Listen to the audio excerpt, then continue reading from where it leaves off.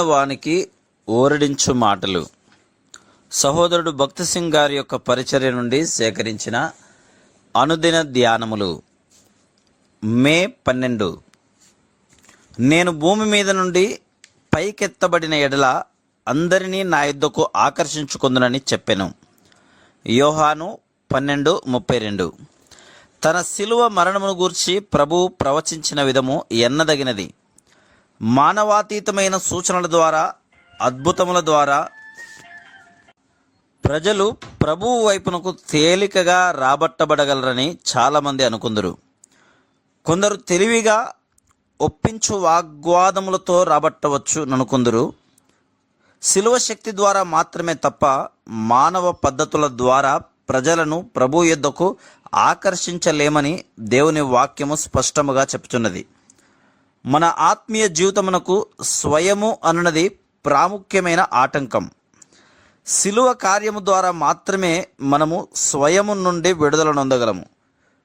గలతీ 6:14లో పౌలు ఈ విధంగా చెప్పుచున్నాడు, మన ప్రభువైన యేసుక్రీస్తు శిలువయందు తప్ప మరి దేని యందును అతిశయించుట నాకు దూరమవునుగాక. దాని వలన నాకు లోకమునకు నేను సిలువ వేయబడి ఉన్నాము. ఈ లోకము మనలను చాలా ఆకర్షించును.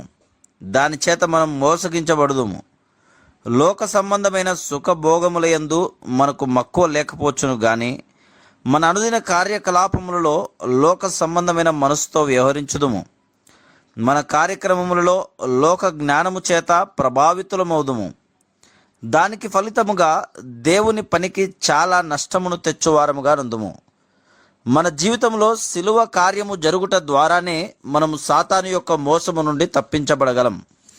మనలో ప్రజలు శిలువ కార్యమును చూచిన ఎడల వారు ప్రభువు వైపునకు ఆకర్షించబడుదురు.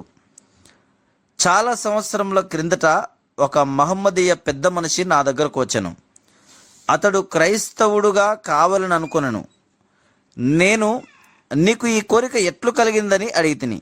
అతడు నాతో ఈ విధంగా చెప్పెను, ఒకసారి అతడు తన స్నేహితుని కలుసుకున్నటకు వెళ్ళెను. ఆ సమయమున ఒక పనివాడు ఇంటి బయట ఉడుచుచుండెను. అతడు క్రైస్తవుడు. అతడు తన బుట్టను బయట పెట్టెను. ఒక హైందవుడు అటువైపుగా వెలుచుండగా పొరపాటున అతని వస్త్రము ఆ బుట్టకు తగిలింది. అతనికి చాలా కోపం వచ్చి తన కాలి చెప్పు తీసి ఆ పనివారిని కొట్టుచు, నా వస్త్రమును అపవిత్రపరచుటకు నీకెంత ధైర్యం అని కోప్పడసాగెను.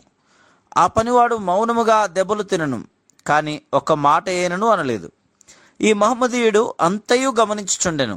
ఆ పనివాని యొద్దకు వెళ్ళి, ఇది నీ తప్పు కాదు కదా, నీవు నీ పనిని చేయుచున్నావు, నిన్ను కొట్టుటకు అతనికి ఏమాత్రం అధికారం లేదు అనగా అతడు ఈ విధంగా చెప్పెను, నేను ఒక క్రైస్తవుడను. నా యేసు ప్రభువు నా కొరకు దీనికంటే ఎంతో శ్రమను అనుభవించెను. వారు ఆయన ముఖము మీద ఉమ్మివేసిరి, కొట్టిరి, శిలువకు మేకులతో కొట్టిరి, కానీ ఆయన ప్రతీకారం చేయలేదు. ఈ జవాబు ఆ మహమ్మదీయుని హృదయమును తాకింది. అందువలనే అతడు క్రైస్తవుడుగా కావాలననుకొనెను. ఆ విధంగా అతడు ఏ వాదోపవాదముల ద్వారా ఒప్పింపబడలేదు కానీ ఏ పనివానిలో అయితే శిలువ కార్యము జరిగిందో ఆ వ్యక్తి జీవితం ద్వారా ఆకర్షించబడెను. మనలో శిలువ కార్యము జరిగిన యెడల శరీర స్వభావము నుండి, శరీర కార్యముల నుండి పూర్తిగా విడుదల నొందెదం. అంతేగాక దేవుని శక్తి మన ద్వారా వెల్లడి అగును. Praise the lord.